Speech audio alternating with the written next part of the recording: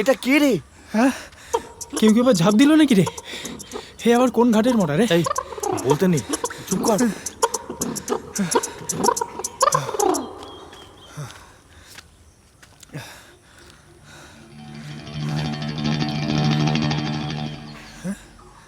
এ তো ধনা ডাক্তার।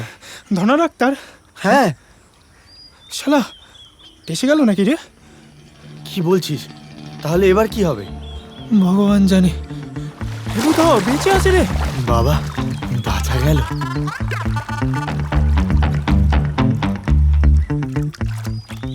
এই, ওটা খেলার জিনিস নয়।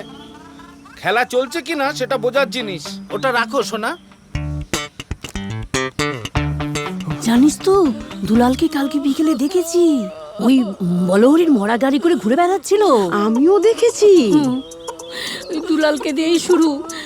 জানো, এই গাড়ি আমাদের গ্রামের অনেক ক্ষতি করবে। আমার তো কেউ নেই, মরলে চার কাঁধ পাবো কিনা তাও জানি না। মরার পরে হয়তো ওই গাড়িটাই আমার কাজে লাগবে। তুমি থামো তো দিদি, ওই গাড়িটা থাকলে তুমি শান্তিতে মরতেও পারবে না। দেখছো না একদিন আমাদের দুলালটার কি অবস্থা হয়ে গেল। ওই অলক্ষণের গাড়ি যতক্ষণ থাকবে আমাদের গ্রামের সব বনেশি হবে।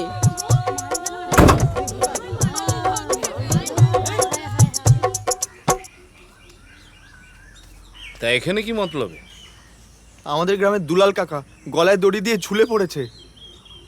এখনো ঝুলছে?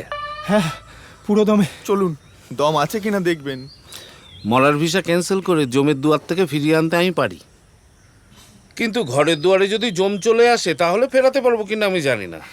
তাহলে কি দুলাল কাকা? নামের আগে চন্দ্রবিন্দু বসে গেলে আমি তো আর মোছাতে পারবো না। স্বর্গ রথ